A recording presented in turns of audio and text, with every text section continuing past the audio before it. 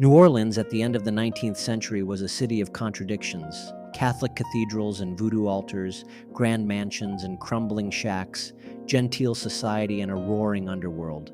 It was here, in 1897, that a bold social experiment was launched, one that would etch itself into the city's history under the name Storyville. Storyville was the official red light district of New Orleans, created by City Alderman Sidney Story, who, ironically, despised vice. The district was meant to contain prostitution in a single zone, away from respectable neighborhoods. It stretched just a few blocks near Basin Street, but in those blocks, pleasure became business, and business became legend. The houses ranged from cheap cribs, little more than shacks rented by the hour, to lavish bordellos where chandeliers sparkled and champagne flowed.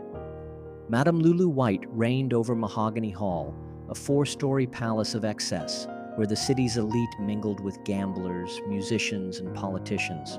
Every room had velvet curtains, fine china, and the promise of forbidden delights.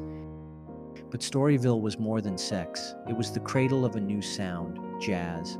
Young musicians like Jelly Roll Morton and Buddy Bolden played in brothels, saloons, and dance halls, weaving together ragtime, blues, and African rhythms. The music of Storyville spilled into the streets and eventually into the world. Yet behind the glamour, the district had its shadows. Women, many poor, many women of color, worked under brutal conditions. Police corruption was rampant. Drugs, violence, and exploitation lived side by side with the music and glitter. Storyville was both celebrated and reviled, a place of liberation for some, a cage for others. Storyville thrived for 2 decades, but its end came with World War I. In 1917, the U.S. Navy declared the district a threat to military efficiency. With a single order, Storyville was shut down. The music migrated upriver to clubs and dance halls. The women scattered, and the grand houses fell silent. Many later bulldozed to make way for housing projects.